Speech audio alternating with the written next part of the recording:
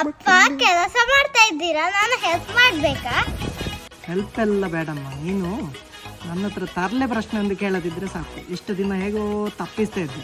ನೀವು ಹೇಳೋದು ನೆನಪಾಯ್ತಪ್ಪ. ಈಗ ಸ್ವಲ್ಪ ಪ್ರಶ್ನೆ ಕೇಳ್ತೇನೆ. ಒಂದು ಆನೆ ಇರ್ತದೆ, 12 ಬಾಳೆಹಣ್ಣು ಇರ್ತದೆ. ಆನೆ 11 ಬಾಳೆಹಣ್ಣನ್ನು ತಿಂದಿತ್ತು, ಒಂದು ತಿನ್ಲಿಲ್ಲ. ಯಾಕೆ? ಯಾಕೆಂದ್ರೆ ಆನೆಗೆ ಇಷ್ಟ ಇಲ್ಲ ಅಂತ ಕಾಣ್ತದೆ, ಅದಕ್ಕೆ ತಿನ್ಲಿಲ್ಲ. ಅಲ್ಲಪ್ಪ, ಒಂದು ಪ್ಲಾಸ್ಟಿಕ್ ಬಾಳೆಹಣ್ಣು. ಇನ್ನೊಂದು ಪ್ರಶ್ನೆ ಕೇಳ್ತೇನೆ. ಒಂದು ಆನೆ ಇರ್ತದೆ, ಅದರ ಮುಂದೆ 12 ಬಾಳೆಹಣ್ಣು ಇರ್ತದೆ, ಅದು ಒಂದು ಕೂಡ ತಿನ್ನೋದಿಲ್ಲ. ಯಾಕೆ?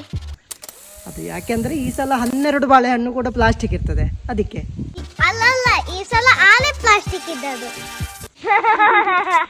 ಈ ಸಲ ಆನೆ ಉರಿಯಲ್ಲ, ಬಾಳೆಹಣ್ಣು ಉರಿಯಲ್ಲ. ಮಾತ್ರ ಆನೆ ಒಂದು ಬಾಳೆಹಣ್ಣು ಸಹ ತಿನ್ಲಿಲ್ಲ. ಯಾಕೆ? ಯಾಕಂದ್ರೆ ಅದಕ್ಕೆ ಬಾಳೆಹಣ್ಣು ಇಷ್ಟ ಇಲ್ಲ, ನಂಗೆ ನಿನ್ನ ಪ್ರಶ್ನೆ ಇಷ್ಟ ಇಲ್ಲ. ಈ ಸಲ ಆನೆ ಟಿವಿಯಲ್ಲಿತ್ತು, ಬಾಳೆಹಣ್ಣು ನನ್ನ ಮುಂದೆ ಇತ್ತು. ಈ ಸಲ ಆನೆಯು ಟಿವಿ ಒಳಗಿರ್ತದೆ, ಬಾಳೆಹಣ್ಣು ಟಿವಿ ಒಳಗಿರ್ತದೆ.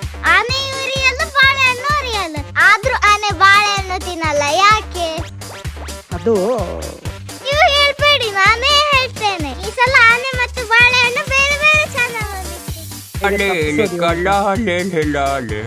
ಪಾಪ. ಒಂದು ಲಾಸ್ಟ್ ಕ್ವಶನ್. ಈ ಸಲ ಆನೆ ಉರಿಯಲ್ಲ, ಬಾಳೆಹಣ್ಣು ಉರಿಯಲ್ಲ. ಆನೆಯು ಟಿವಿ ಒಳಗಿದ್ದೆ, ಬಾಳೆಹಣ್ಣು ಟಿವಿ ಒಳಗಿದ್ದೆ, ಎರಡು ಒಂದೇ ಚಾನಲ್ ಅಲ್ಲಿದೆ. ಆದ್ರೂ ಆನೆ ಬಾಳೆಹಣ್ಣನ್ನು ತಿನ್ನಲ್ಲ. ಯಾಕೆ?